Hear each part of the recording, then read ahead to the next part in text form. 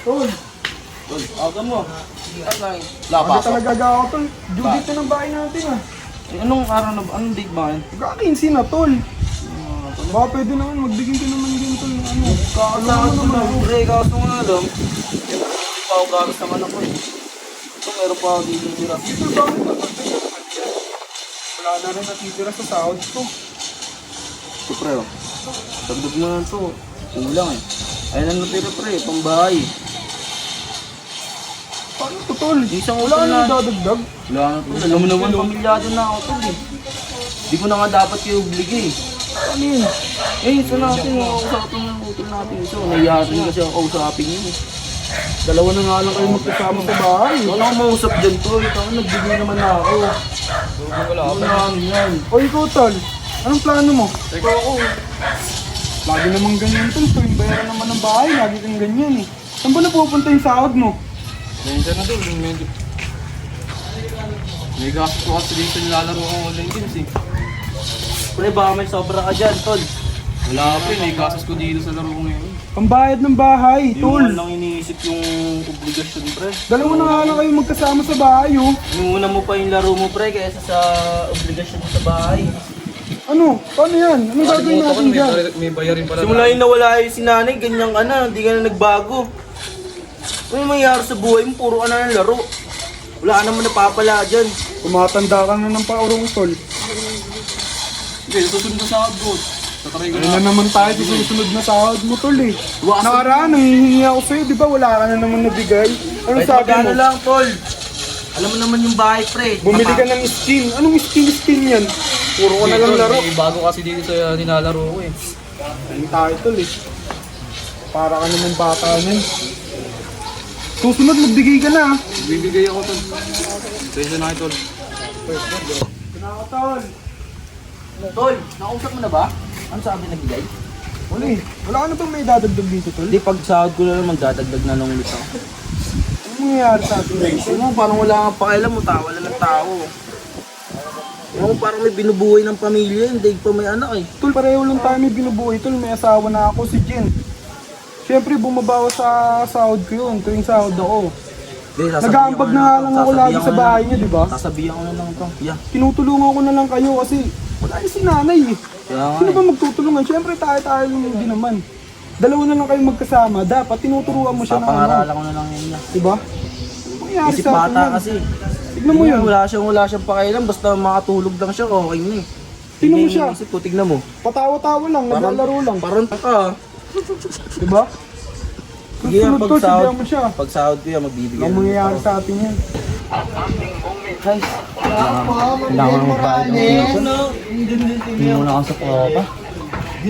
Tol, Tol, anong pasok? nangampakas ko eh. Problemado nga ako ngayon eh. Ano ang problema mo? Ang due date na ng motor ko ngayon pre. Eh, sinasabi ko sa iyo, kukuha ka ng motor eh, wala kang permanent na trabaho. Naghahanap na to rin ng sad mo sa ulo. Kaya nga pre. Paano nga gagawin ko nun? No?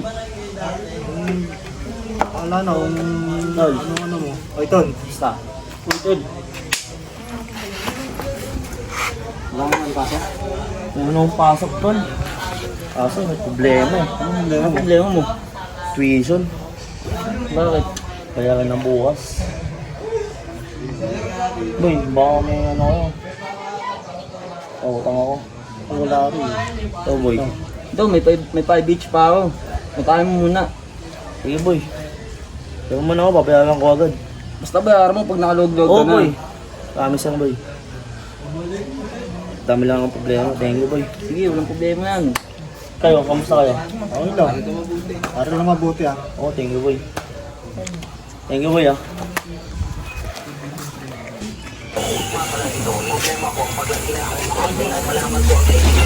Paano ko sasabihin sa tatay ko na nanakaw yung motor ko? Share mo na lang ako nun. Lasing na naman yun. Bahala na, sleeping mo na.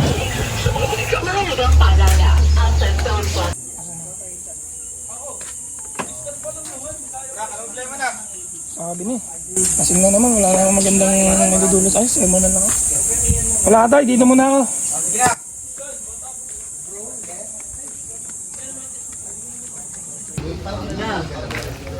Pre, Ay, pre! Pag ginagawa mo dyan, pakastorbo naman. Ano ba natin? Nakakaw yung motor ko. Inisan ako sa'yo ng tulong. Hindi naman ako mapagsabi sa kakatay ko. Lasing na naman. May sermon na naman ako nun.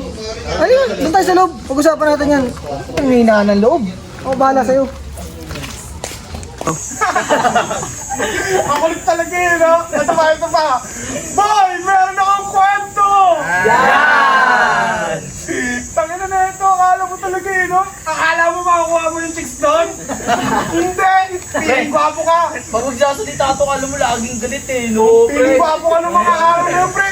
Kumakain kami ng lugaw, kininggitan ba naman yung chicks? Ano sabi sa kanya? Tumakain kami, Lomi.